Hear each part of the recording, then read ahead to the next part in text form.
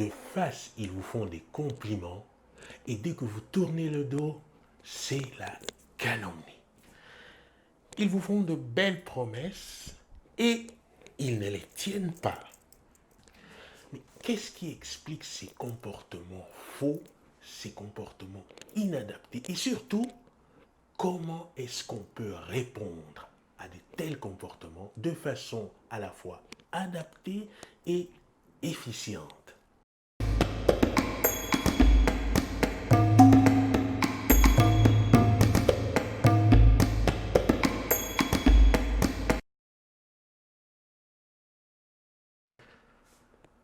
Bonjour, je suis Jean-Serge Moulumba, votre hôte de ce podcast dédié à vos relations plus épanouies. Si vous n'êtes pas encore abonné à la chaîne, tâchez de le faire dès à présent. Tâchez également de partager le contenu autour de vous car semaine après semaine, cela m'aide à vous offrir encore plus de valeur et bien sûr cela fait grandir la chaîne. Oui, allô? Ah, David, c'est toi, mais comment vas-tu? Comment te portes-tu depuis tout ce temps?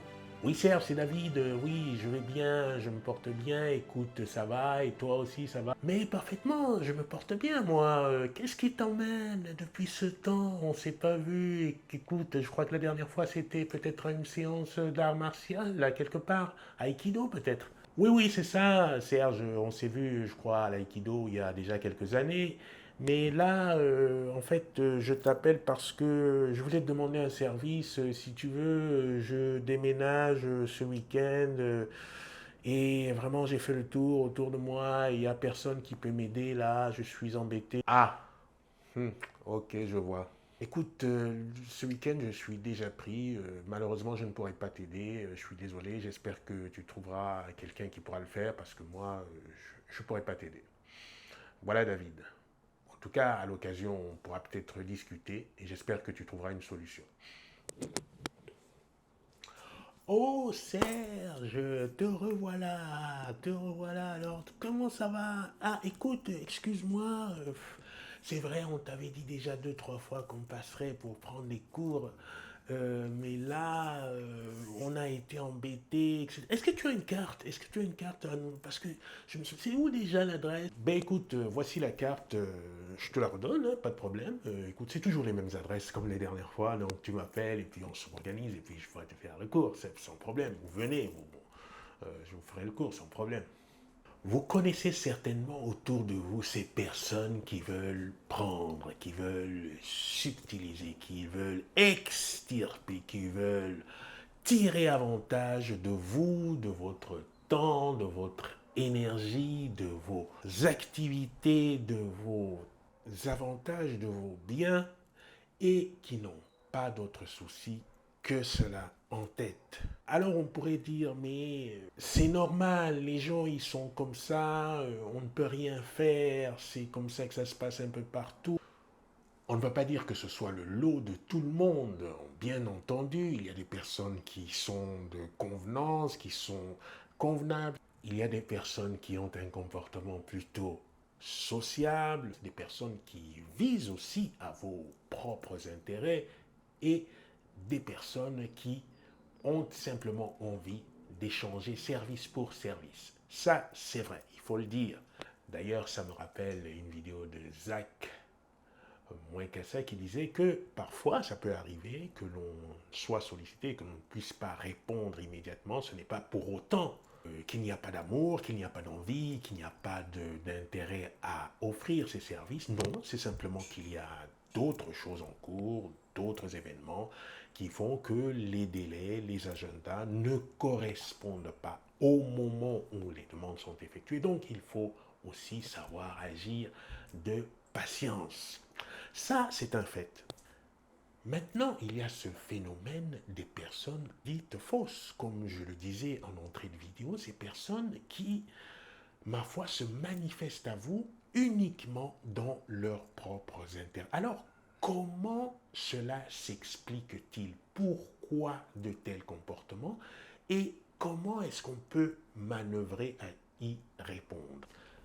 D'abord une chose, on pourrait simplement dire c'est comme ça, on n'a pas d'explication à cela, ce sont des gens qui sont élevés comme ça, ils ont ces habitudes-là, donc on ne peut pas fonctionner autrement que d'accepter ce qui se passe, et puis voilà, quand ça marche, quand ça marche pas, ça marche pas. Bon, on pourrait partir sur ce type de croyance, disons cet enfermement de croyance, et rester dans nos convictions, prisonniers de nos convictions. On pourrait justement essayer d'échafauder des réponses à cela.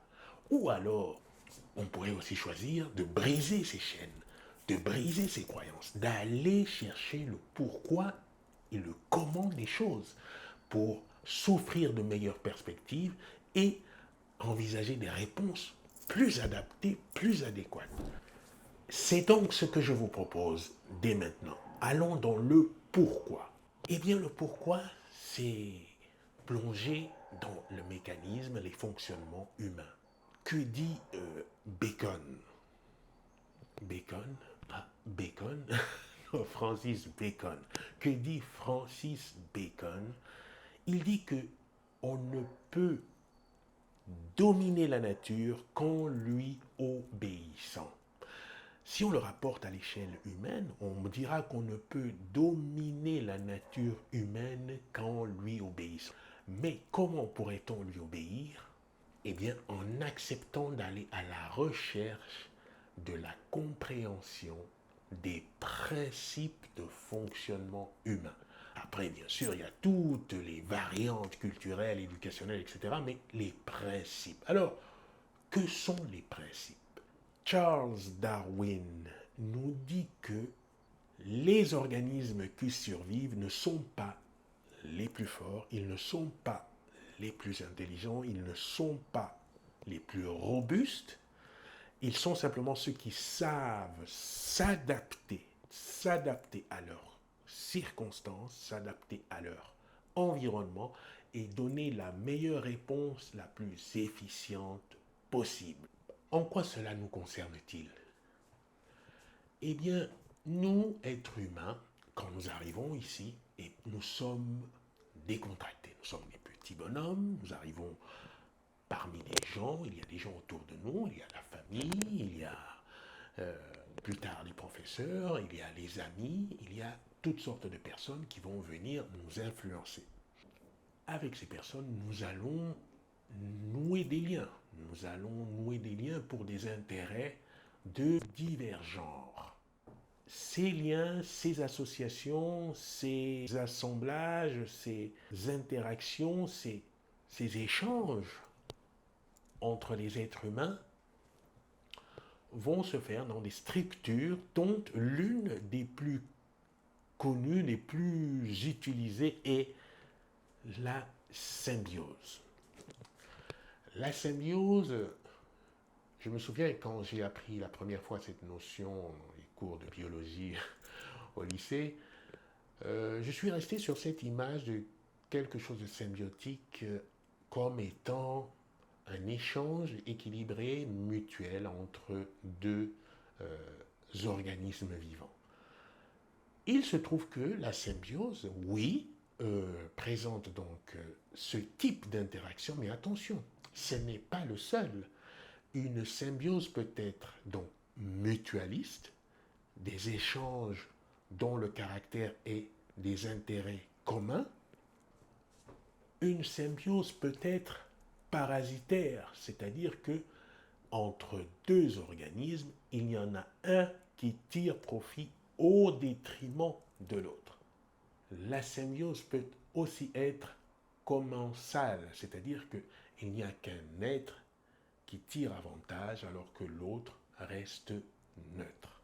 Suivant ces trois formes, eh bien, les choses peuvent être organisées à court ou à long terme de cette façon-là. Alors pour nous, quand nous sommes confrontés à des comportements dits faux, ces comportements qui ne nous conviennent pas, des gens qui veulent profiter, des gens qui veulent prendre, qui veulent extirper, qui veulent arracher notre temps, notre énergie, notre bien-être, notre stabilité mentale, que se passe-t-il au fond?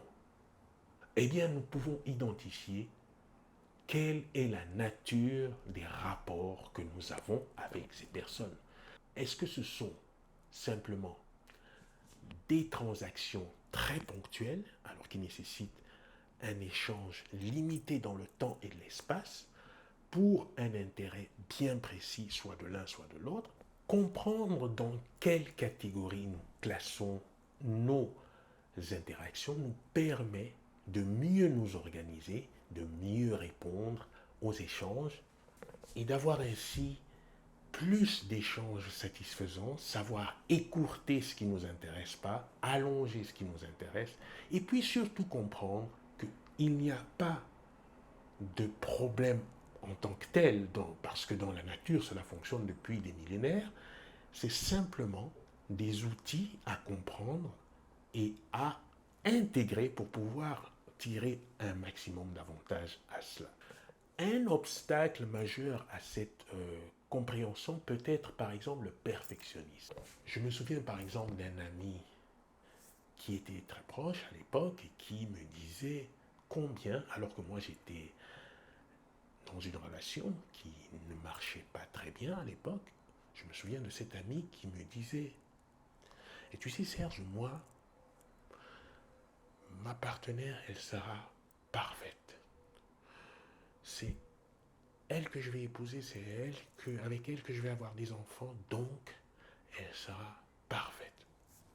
Et moi je disais, tiens, ça alors. Il avait l'habitude de me répéter ce discours, donc à force, je me suis fait à cette idée. Puis un jour, il m'a annoncé qu'il avait rencontré quelqu'un et qu'ils s'étaient mis ensemble et qu'ils allaient bientôt se marier. Alors, pour faire l'histoire courte, quelque temps après, il se trouve que ce fut la plus grande catastrophe qu'il ait jamais imaginé vivre dans cette relation. Pourquoi? Eh bien, elle ne correspondait pas du tout à ce qu'il avait envisagé et elle n'était pas du tout la personne qui lui portait le bien. Il avait imaginé une relation, il l'avait idéalisée et cette relation n'avait rien à voir avec la personne, avec son expérience, avec la gestion des caractères qui était mis tout d'un coup en commun.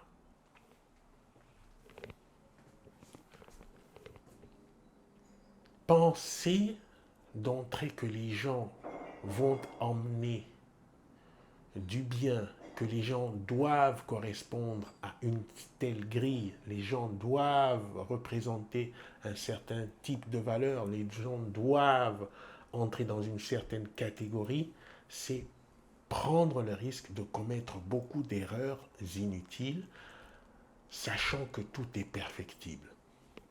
Le perfectionnisme peut être alors un obstacle majeur parce qu'il fait monter les attentes bien haut, alors que si nous les gardons basses, si vous les gardez basses, les risques de chute, de frustration, de déception vont en être aussi amoindris.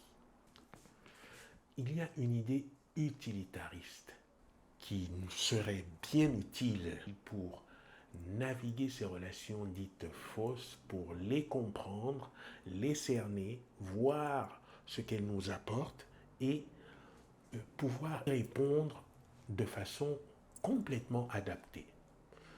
À partir du moment où on se pose, on se dit, voilà ce que cette relation m'apporte. À court terme, voilà ce que cette relation m'apporte. À moyen terme, voilà ce que cette relation m'apporte à long terme et qu'on détecte de façon quasiment chirurgicale quels sont les points d'influence que ces relations ont sur nous, tous les comportements hypocrites, déviants, mensongers, peu réalistes, peu vrais, vont être répertoriés, vont être analysés en ces termes que est-ce que ça me porte du bien? Est-ce que ça me nuit? Ou est-ce que j'en profite au même titre que la personne qui me sollicite? Donc, c'est c'est en réalisant cette analyse que les choses vont prendre petit à petit forme et que la frustration va être moins interne. Quelqu'un qui appelle pour des raisons X, quelqu'un qui promet et ne tient pas, tout cela va nous sembler complètement lisse et normal à partir du moment où nous aurons compris que nous évoluons dans un système d'interaction avec des intérêts divergents et il y aura toujours des personnes qui viendront soit pour donner, soit pour prendre, soit pour échanger. À nous d'avoir le compas, d'avoir la boussole, d'avoir le thermostat toujours bien réglé pour savoir ce qui est intéressant et ce qui ne l'est pas. J'espère qu'avec cette lumière symbiotique, vous serez désormais à même de faire la part des choses entre ces sollicitations, qu'elles soient vraies, qu'elles soient fausses, qu'elles soient hypocrites, et comprendrez que ça fait partie du jeu à condition d'en avoir une lecture fine et de savoir où est-ce que se situe votre propre direction, vos propres intérêts.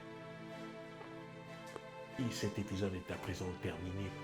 Pour aller un peu plus loin dans ce décryptage de relations fausses, vous pouvez aussi consulter les autres vidéos qui ont fait mention de conversations et d'outils très efficaces pour pouvoir faire la part des choses. Je vous dis à la semaine prochaine pour une autre vidéo.